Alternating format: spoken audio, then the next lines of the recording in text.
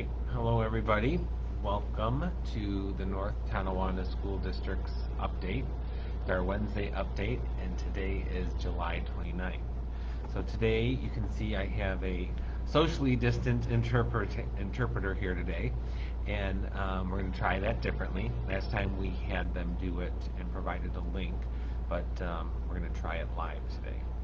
So the purpose of today's live is to give you some more detail on the reopening plans for North Tonawanda and New York State. So we're all getting ready here to submit some reopening plans for safety and school to start in September. That can be done in three ways, really. So there's the distance learning that we were forced into this spring, and we were hoping not to get back there. But if we open, we've then required to sort of say, how can we use the masks and the safety as well as socially distanced students? And for our larger school districts, that presents a problem with space to spread them out and have them. So a lot of districts are starting September with a hybrid model, is how it's been called. So the hybrid model in North Tonawanda that's been designed and being worked on and fine-tuned is a 2-day-a-week go-to-school model. So we're looking at splitting the alphabet A through L and then M through Z. So half the students, approximately, are in the building on 2 days and then 2 days. So we have a Monday, Tuesday group, and we have a Thursday, Friday group, and a Wednesday group will be only if you're maybe in a self-contained classroom for 5 days a week learning, but for the general population, that'll be a remote day. And we need, at that point, to connect the classes that would never see each other. So there could be a Zoom opportunity for that, as well as time for our distance learners to catch up and take that advantage. Because from the survey that we're asking everyone to complete, we're seeing that right around 20-25% of the parents are saying they would not send their child back to school until there's a vaccine or it can be guaranteed that they would be safe. So the guidance document that came from the state asked school districts to put together a plan on how they'll be cleaning and providing social distancing and the plan for education while you're in school and out of school. So North Tonawanda has been building that and working on how that would be most effective going forward. So for our plan, if everything's approved, we would be starting in September with a hybrid model. The hybrid model also gives us some time with half the population, to see how the cafeterias are going to run, how the hallways look, and how the social distancing are maintained, with the goal of going back to 100% return. The districts across Niagara-Orleans County vary on that date of return. So some of them are taking the month of September to evaluate. Some people are saying after the first week, especially in a smaller district where they have maybe 25 or 40 kids in a graduating class, can come back right away or sooner. And in North Tonawanda, we're going to commit to 10 weeks of this with a re-evaluation at the end of the month. So our thinking is that parents, of course, this will not be very easy for them who have to work and their students are only being called back 2 days a week. But to change the plan or change when you're coming to school and when they're staying home every 2 weeks or every 3 weeks would be more disruptive. So we're trying to do this for a solid 10 weeks, but of course at the end of September, if the rates in New York State are still down, we would reconvene and look at what a re-entry plan to 100% might look like. And if the COVID rates are going up at the end of September, then we're looking at what full distance learning looks like. In the guidance from New York State, it says that if we're at 5% in August, the governor will give us the okay to move forward. But each week getting closer to Labor Day, if we reach that 9%, or after Labor Day when we're in school, if we get close to 9%, schools will close. So that's the most specific guidance anyone has been given. And in New York State right now, we're much lower. So we don't want to flood the gates open, so to speak, and reach that 9% because then we get 1 week of school in and we're closed. So we'd much rather take slower baby steps, make sure we get the process right, make sure we train the kids how to wear masks and when to wear masks and when it's okay to take a break and when it's not okay to take a break, because this will be new for staff, this will be new for students, and it's going to be warm in September. We know that all the classrooms are air conditioned, so there's a big learning curve here. And to just sort of say, everyone come back and we're going to try it, is not a very safe or sound plan. So you think you'll see that all the school districts, unless they're very, very small, will be doing the hybrid model. That said, the complete plan has to be in Friday. North Tonawanda's on schedule to submit on Thursday, and then a link on the web page to the plan as far as the safety precautions, the cleaning, all of our methods for diagnosing and taking temperatures and that type of thing will be in the plan. But the state has also said they're very adamant that the link on the web page is live.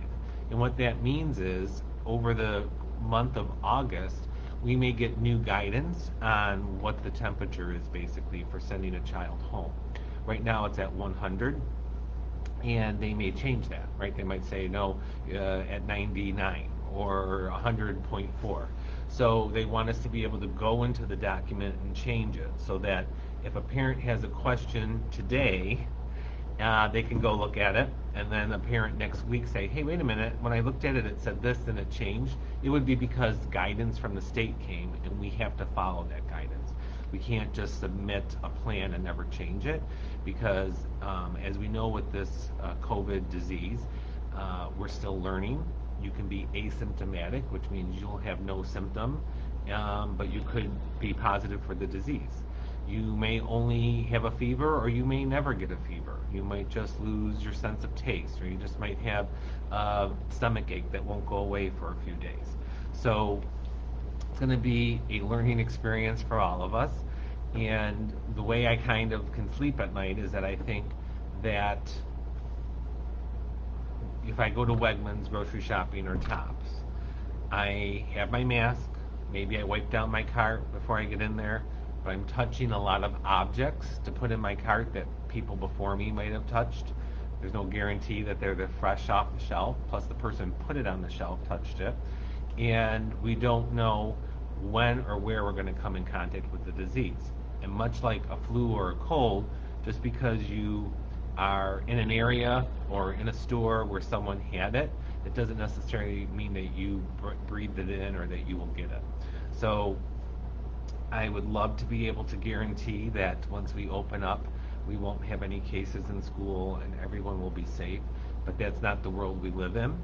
And I feel this hybrid model will be the best way to contain it. The other thing it does in the hybrid model is, let's say a student comes to school on their Monday, Tuesday. So Monday they're not feeling well, they talk to the nurse calls the parents, and we say, for everyone's benefit, we think, little Joey should go home. So now Joey goes home, and let's say he doesn't come Tuesday. Wednesday is a non-attendance day. So he didn't come Tuesday, he didn't come Wednesday because it's a non-attendance day. He'll learn online at home. Thursday and Friday, there'll be lessons provided for him to stay up with the class because we're going to teach a full week of curriculum. Saturday, Sunday. So now Joey's been home 6 days, and if there was something like a flu or a cold and he didn't get to the doctor, chances of the contagious period, wearing itself out, we just bought ourselves 6 days instead of 1 day if it was an A-B schedule coming every other day. So we feel that helps us a little bit too with our safety procedures. Of course, there's a lot of concerns around that because some parents don't have medical, some parents may not take them to the doctor, and without a diagnosis, we don't know how to say we can let them back in or not. So it's going to be by symptom, and we're going to do our best to really, encourage parents to get them. We also talk with the district's physicians when there's some certain cases where we might be able to help them. We're going to the district physician and picking up that cost ourselves. So it's going to be a learning fluid environment, which is what the state's requiring for the plan. And we're hoping that we stay at that 5% or lower so schools can open September and then stay there and not get to 9%. The other thing to remember is that when COVID first came around in March, the COVID levels, let's say in Erie, Niagara County, were lower, but the Department of Health and the governor insisted schools close. That I think was a smart move, even though it was difficult on a number of people because we didn't get the high spikes that we're seeing in some of the other states. And I think if we do come back to school and students and faculty and parents and that we see a spike, containing it and closing this at 9% should keep those numbers pretty low again in Erie, Niagara County. So that's all part of the plan, and that's why he's watching those numbers daily. If you watch the governor or watch the news, you'll see that he's adding states for travel bans every day, and that's based on numbers, and they basically are doing that on a 14-day or 7-day or 5-day average. So just one little spike might not be enough to close the school. And then you could see this fall districts closing. So more and more we're getting reports for COVID where there was a 4th of July party and 50 people were there and there was an outbreak. So those people were socially distanced and self-quarantined. If that were to happen, let's say, in a neighboring school district, but North Tonawanda didn't have anybody with symptoms or a spike or live cases coming back reported to us, you could see a neighboring school district close for 48 hours, 24 hours to make sure everything's clean and safe and then reopen. So there'll be a little bit different, I think, when we go into the fall here, where the 9% will close the state basically, but if there's little spikes here and there, if Erie County gets a spike, Niagara County might be able to stay open. So a lot of that is still being figured out and developed as we go. And I'm going to take a stop for a minute and read some of the questions and see. Sounds like they're right move grade. I don't have the app and can't watch the video. What are they doing? I don't know how to help you. It'll be on the web page later though.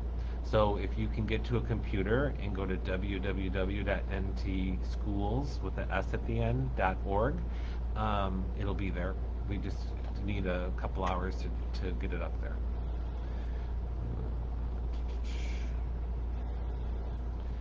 A lot of people are helping me by answering questions. I appreciate that. So what is the plan if someone in the classroom contracts COVID? So that's a good question. And we're going to send people home with symptoms. The only way that we will know that someone had a test and was positive is if they self-report it. If they self-report it to us, there'll be a notice that just say that there was a COVID case in the building. We can't get specific to teacher, classroom, or who it was. So it's much like the HIPAA and FERPA laws are in full effect for this. So that being said, if we know there is someone self-reports, okay, and we have this disinfectant fogger every night, the Department of Health will be contacted because then they will do the social tracking on that person to see where else they went, and they would guide the school specifically to if the classroom or the school would need to be closed down for a period of time based on that person's case and what they learned. So it'll be different. It won't be, one case the school closes or one case the class closes. They really want to look at it individually. And remember, it's between that 5 and 9%. So it sounds like it's almost an unmanageable task, but with that little bit of percentage, I think they're going to be doing a lot of tracking quickly, and then they'll be reporting that to make a decision if schools in general stay open or close. Since 25% of the parents would like to distance learn, is there an option to have 5 days distance learning instead of 3? So that is part of the plan. The issue is working that out. because obviously we know, um, let me back up. If we close and there's 5 days of distance learning for everybody, teachers, we're hoping, can still report to their room and follow a schedule, and a schedule will be put out for students to attend on a daily basis at their regular scheduling time. Once we have the hybrid model open, though, teachers are busy teaching, right? So the lesson or the information or the homework and assignments may be posted once a day for the students to access if you're choosing to stay home and we're open in the hybrid model. Because obviously a teacher can't be in two places at once. And there's some privacy issues with just taping the classroom, because it's not so much with the teacher, but it's with the other students. So if I'm teaching a class and I remind Joey 7 times in 10 minutes to stay seated and not to tap his pen or whatever, now everyone watching that video says, gee, I wonder what's wrong with Joey. Why does the teacher have to keep reminding them he's told them 7 times or 8 times? So there's some privacy issues with just having a live stream. I'm not saying that a teacher might not choose to live stream a math class, and if it goes well, upload that. We might do more of the flip learning as well, where they'll videotape a lesson without the other kids in the room and then upload that, which looks very similar. So there will be some play back and forth. What about a full-time distance learning model? I just explained. What if your family is at risk? Can I offer distance learning only? That's answered, right? What if your family, okay, exactly. What is being done to assist working families? So if you choose the hybrid model, there is before and after school programming that the Boys and Girls Club and YMCA are submitting a plan as well for how they could do that. On the days that they would not be in attendance during that piece, though, that would be sort of like a daycare or babysitting on their own. So I don't know that there's an answer for that across the state, but North Tonawanda is working with the YMCA and Boys and Girls Club to see if they have an alternative location to offer that. Is there an option to keep kids completely remote? We explained. Listen, letting you know. No. Arrangements. Our family and friends also work in daycare, don't assist with distance learning requirements. Correct. So again, we get confused because in the hybrid model, when you're not in school, there would be assignments to complete, which could be done at any time. In the full distance learning model, we're hoping this time we don't get above that 9%, and healthy staff can still report to the building and follow their schedule. And then that would promote a problem, because if they're a 6th grader and they need to log on at, say, 9 o'clock in the morning and they're in daycare, it would be recorded, but they would miss that interaction with the teacher at that time that's live. I don't know that there's a way around that. Thank you for the interpreter. So we've got that. Are school supplies listed on the website? So they usually are. I would hold off on it. First of all, I think it's going to be hard to get some supplies. Second of all, little things are being talked about, like instead of a box of Kleenex that everyone goes up to and touches, maybe those little packs of Kleenex for your own child to keep in their desk would be a safer model. Same thing with hand sanitizer. I know sometimes teachers have asked for that, but it's really, do we want everyone touching the same hand sanitizer? Plus, there's a special kind that only schools can allow, so it's safe for kids. So we're still tweaking that, and we're really waiting for that go from the governor, and then the month of August we'll put a lot out. And I know that school supplies tend to disappear quickly, so we'll try to make the school supply list a early August release, and I would announce it here on Facebook Live. I could do a global call to families to let them know that it's online now, so people can find it.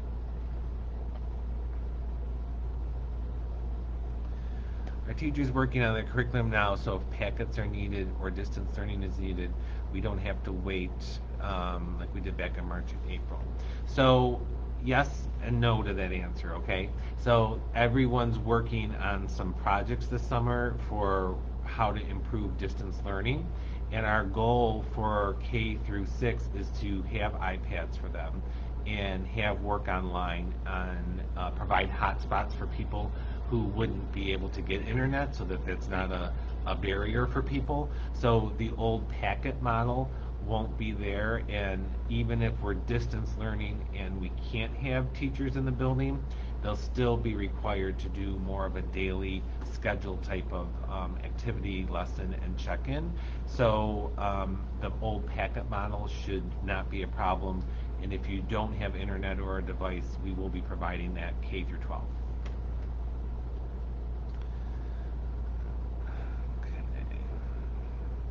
UPK is part of the plan. They have a model as well. If we can be a hybrid model, they'll follow the hybrid model from the governor, and they're working on what that might look like, because we know for 4-year-olds, a device might not be the answer for them to really focus and move forward, but they're a separate entity that we contract with. So we are in close contact with them for what our plan and models look like, and they're going to sort of model that for UPK. So if you are registered for UPK or on a wait list, they will be contacting you in August once we get the go-ahead from the governor. Do we still purchase the full school supply list? I would hold off.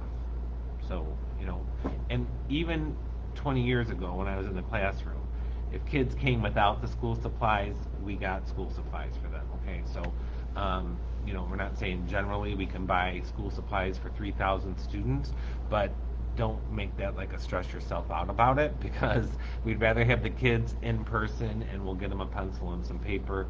A lot of things are done, creatively, creative writing, creative responses, or worksheets would be provided. So it's something to write with, and we'll make the rest happen.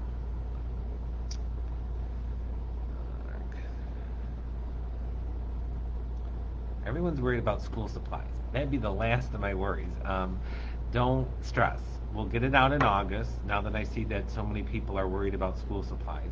But the basics. Everyone needs crayons, everyone needs pencils, everyone's going to need a Kleenex and some paper.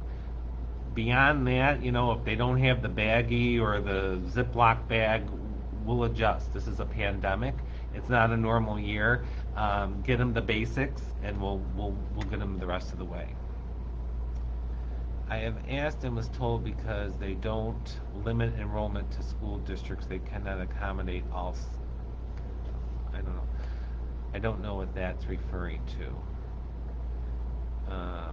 She's replying to Cassandra, so I'm going to stay out of that mess. I work for daycare, and there's no way with the ratio for school age that a teacher can help 10 children with different grades. I get it. I understand that. Is there any plan on what scenarios are going to be doing for BOCES? Okay, or seniors, I'm sorry. So BOCES will be open. BOCES realizes that every district has a little different reentry plan, so they're going to be open 5 days a week. We are talking about if we can bus, or they'll allow people to drive there for seniors for the 5 days a week. There's a little bit of parking with issue of spaces, but we're working with BOCES on that, so there will be guidance on BOCES.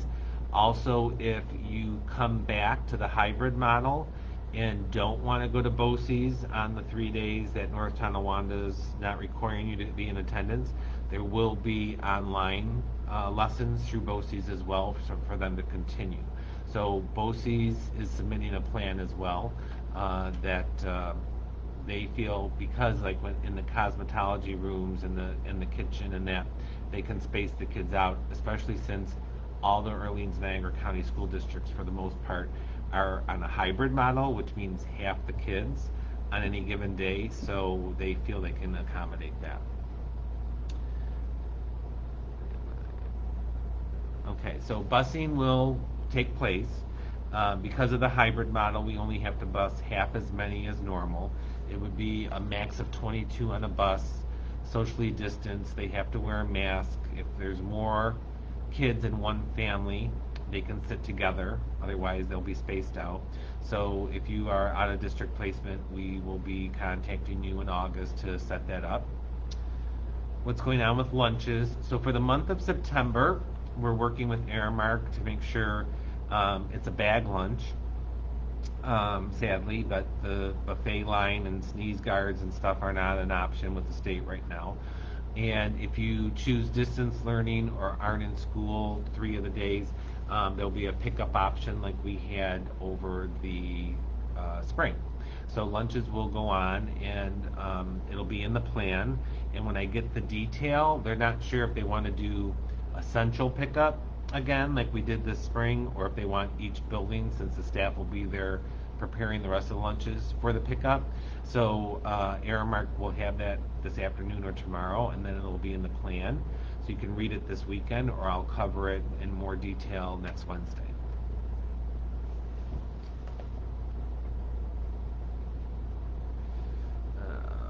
I'm confused. So if it's hybrid, there isn't going to be a full-time distance learning option because of privacy, or they'll just send the assignments home. I'm not sending my kid. I would much rather be taught by the district, but I will homeschool myself. And then it goes on. Let me see how much more. Okay, if I have to. Okay. So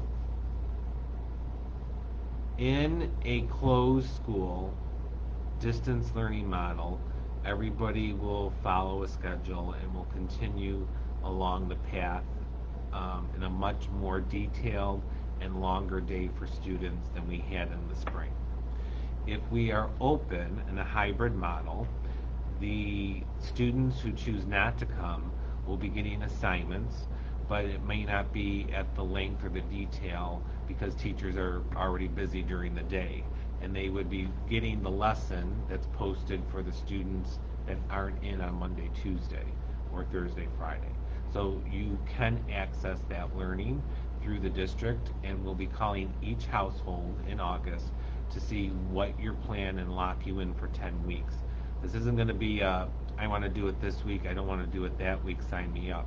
If you commit, you're going to be in for 10 weeks so that we can work it and work out the kinks and make sure that we have a system that's viable. And then the goal is to get back to 100% in school. So this is a stepping stone.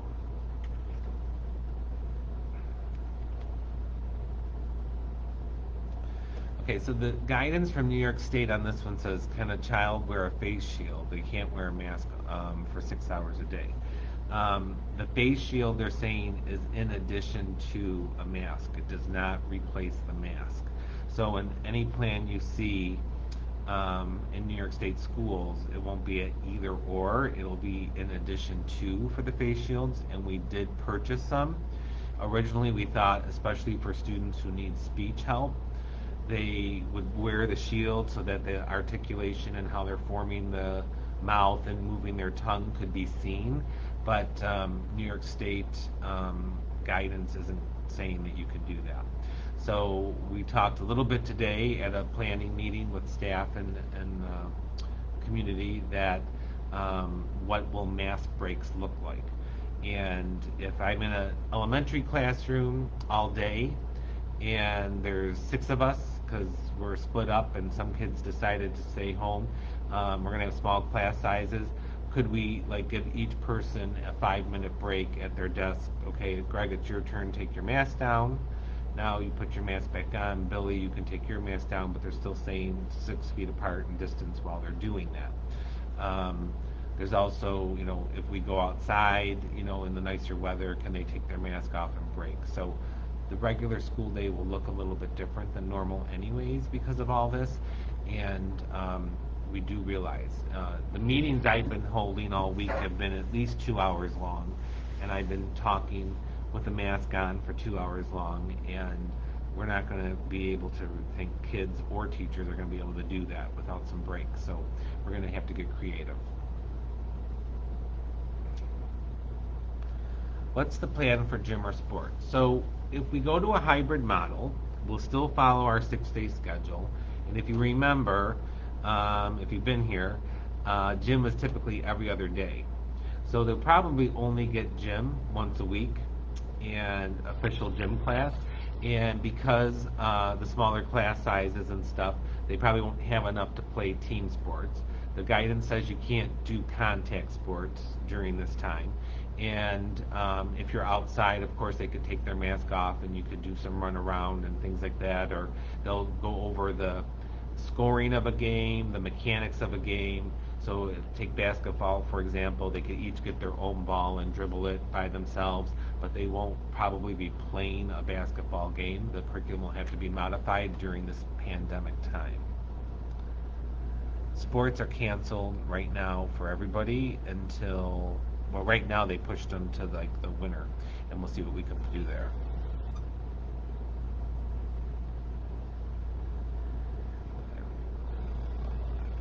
Wouldn't it be easier if you just sent the kids that have to be physically sat down in a classroom to learn and then have everyone else do online? Well, I don't know that that's a real option for that. Who's going to decide who needs to be here or not? That could be a big debate. What about accommodations for kids with 504s, IEPs? What will that look like? There's some specific guidance in the plan.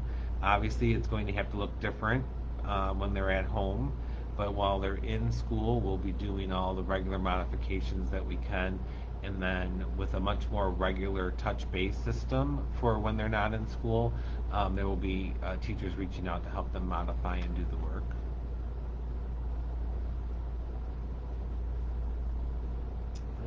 What happens with the kindergarten registration? So, kindergarten registration, you can still register, but I think you mean what about kindergarten screening? And kindergarten screening has been nixed for this year, and when the students are in school, the ones that come, they'll be given an assessment, the first couple of weeks of school to make sure there's no major deficiencies.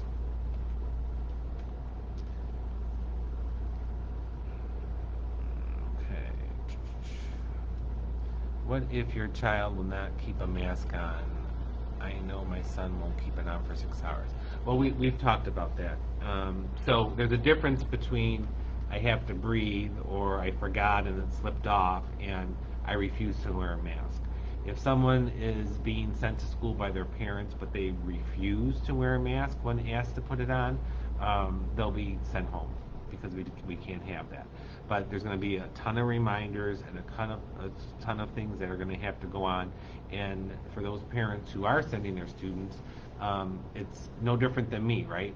I've gotten out of my car and walked into Tops or Wegmans half a dozen times and forgot my mask and had to turn around and go back and get it because I left it in the car.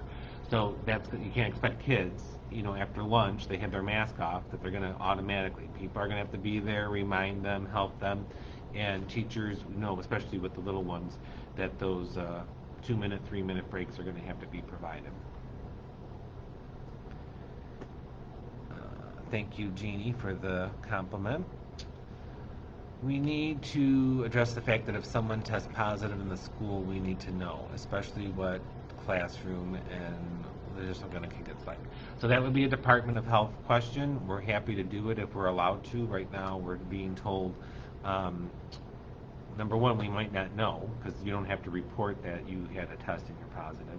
And number two, they're telling us we can't, single out a single class, especially with the smaller class sizes.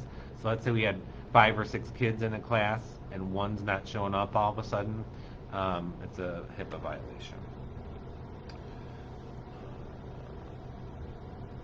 BOCES Special Ed and the BOCES program, because they service 13 districts, are going to have an everyday model to accommodate all the school districts. If you live in NT and your student goes to BOCES, you will then have the option, these are typically smaller classes to begin with, to send them 5 days a week or the 2 days with the distance learning. But I'm sure BOCES and parents would agree that our kids who have these special classes need special attention, and they're making every effort to have 5 days a week. socially distanced. These are 611, 711 classes, self-contained, and we're not talking about a general population of hundreds and thousands in a building.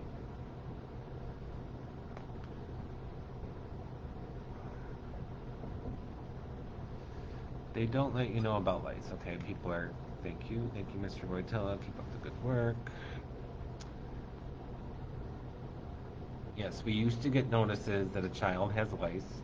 That's going back to when I was in the classroom many years ago.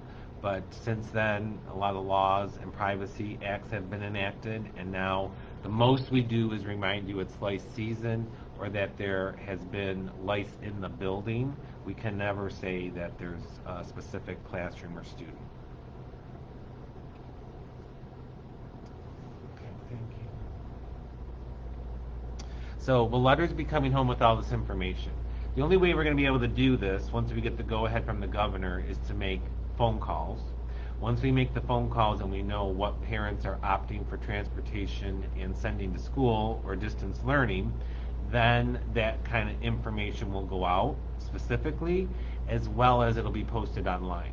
So there should be no problem with getting the information, and we're ready to roll as soon as we get the governor's go-ahead in August. I'm going to specify it again because I think it's important. The governor, let's say, comes on August 5th and says, all the schools submitted plans, we're okay with their plans, we're going to open school in September. There's a huge breakout in New York State on August 19th. It hits the 5-day or 7-day average rolling. The governor comes on August 25th and says, schools will not open in September. We're done. So it's out of our control. So the idea is to keep wearing your masks, keep socially distancing, stay home when possible, and keep the numbers down. Because if they go up, we're done. And it's not a school district decision.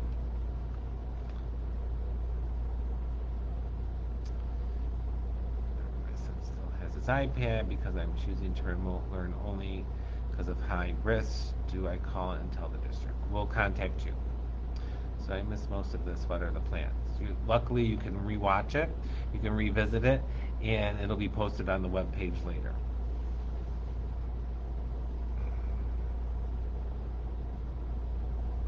Well, that's so Maria's saying, I work in a pharmacy, I get HIPAA, but this is a pandemic. I'm sorry, I don't trust other parents to do the right thing. That's what, when I go to sleep at night, makes me think the governor may not let us open in September, but I think he was really trying to get back to normal, and that's why he's having us all do these plans. But yes, so here's a scenario. You have kids in schools. You might have kids in 3 schools, let's say. You are a teacher in Kenton, and your husband is a police officer, okay? So now we got 3 schools, the Kenton School District, and wherever your husband goes as a police officer. Every day this is happening. You've just taken that one child, let's say your youngest child who goes to Ohio school, and multiplied it by 5, the chance of infection, because everyone's out at work, and plus now they're with kids that have parents and siblings that are all doing the same thing. So the chances of the numbers not going up to 9%, in my humble opinion, are very low. So we're going to try to get as much learning in September in person, train parents.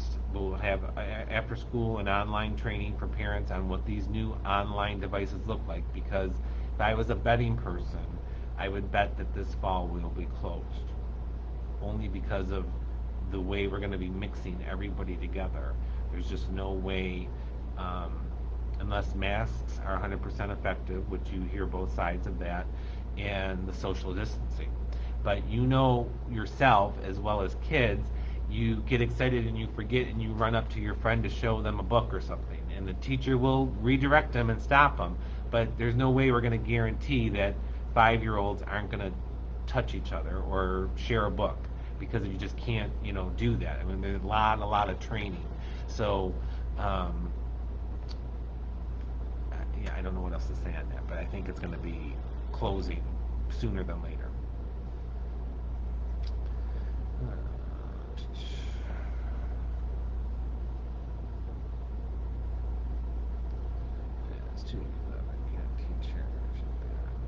Okay, so that if you're telling me your child has 2 years left, like 11th and 12th grade, there will be enough distance learning available for them to get them through and go through. I don't know that we'll have Regents exams this year coming up. Uh, that's a whole thing from the state as well. But our goal is to make sure students are meeting the criteria and the credits are earned, and we'll get them out.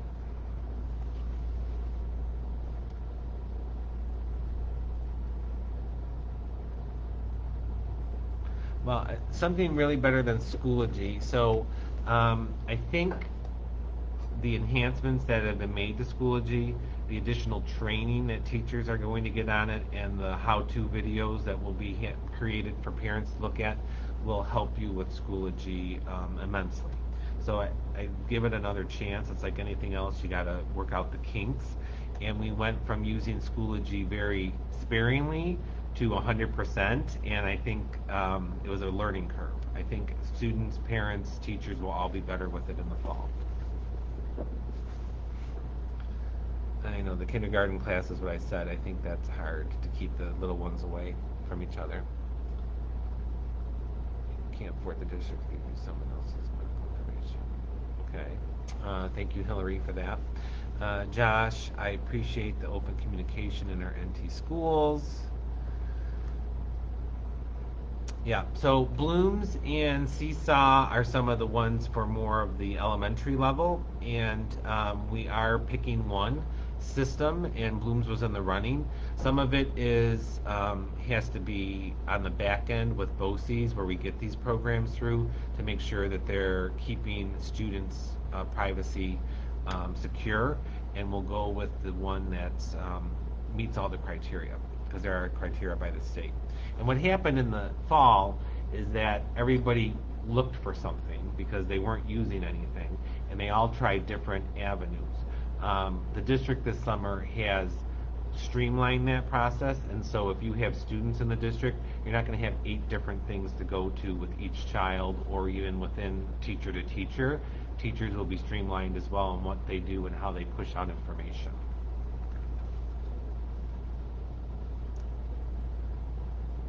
So it says, after the 10-week evaluation, and if school goes back to 100%, can parents still do the schooling online for the rest of the school year?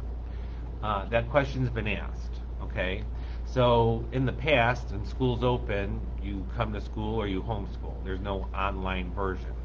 What might be different now is that, let's say we're back to 100%, but there's still no vaccine, and we still have these immune compromised students or family members at home that really can't or feel safe coming back. That might be the new normal, but right now I can't give you a 100% answer. But if schools are open and the vaccines around and the disease isn't anything more than a flu type of thing, it gets to that level, there probably wouldn't be an online version available. But these are different times now. Since last March, the whole game changed. So I can't give you a definite. I could see that happening in the future.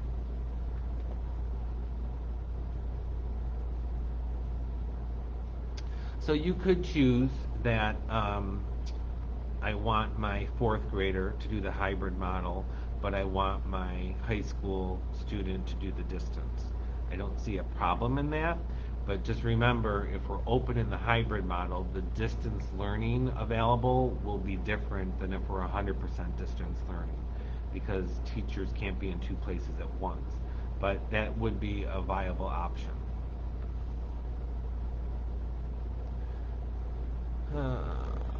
So services will be provided. Each one will have to be contacted again, just like we do through a CSE process, about what we can offer in school, what can be offered as kind of a teletherapy for when they're not in school. And there's IEPs that have to be looked at and amended and changed as needed. There will not be packets, we're hoping, because we need to get work back and submitted and handed in a safe manner, so it'll be all virtual.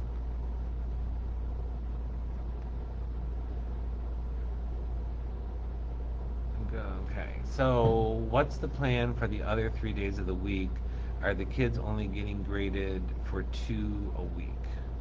I'm not a teacher. I will not be doing distance learning again.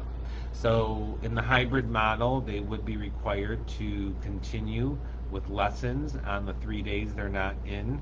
And the teacher, of course, will review when they're back in, but assume that the basic was done and we moving forward to get through a full year's curriculum. So, if you aren't going to be doing distance learning again, you may want to consider homeschooling completely, and then you can decide what and when you teach it. For kids with disabilities going out of school district, will they still be bused to school? Yes, I covered that.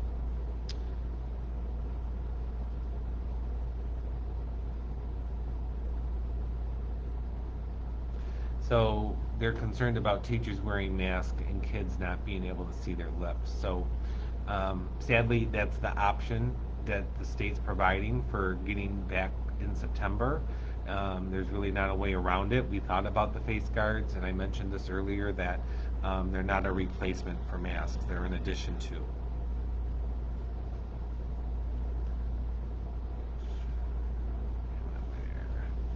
How will bathrooms work? Oh, good question.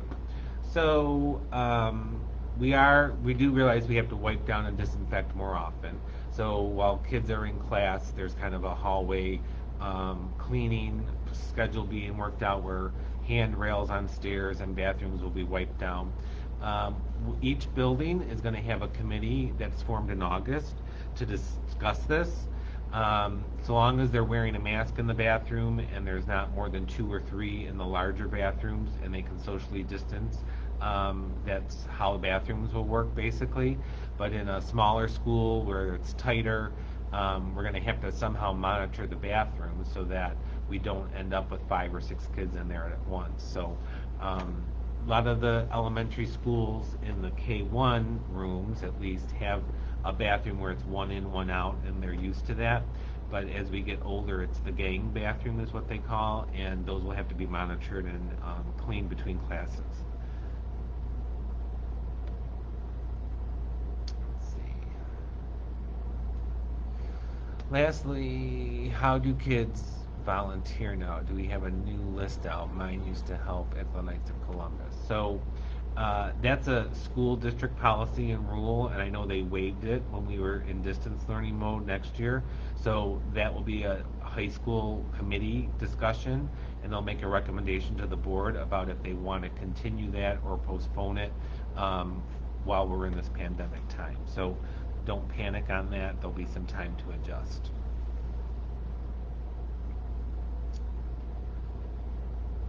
Will all kids get bused if it is hybrid? So yes, if you choose to do that. We know from the survey that was out that some parents said that they would be driving their child. They're not going to put them on the bus.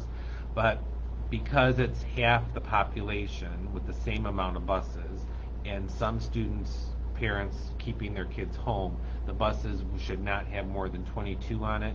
They'll be socially distanced and they'll have to wear a mask while they're on the bus.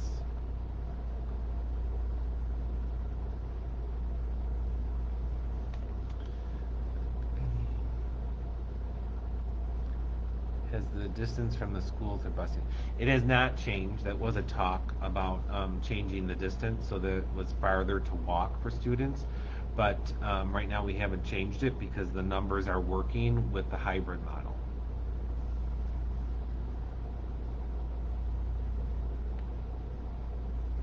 So there will be directions out how parents can have an account to Schoology as well as their child, so they can see those. So there should be a way where parents can see the communication and the assignments through Schoology, and we'll get that information out to you in August.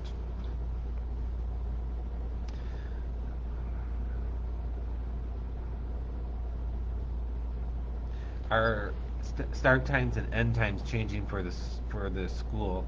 So no, they're not. So all the school times are staying the same currently.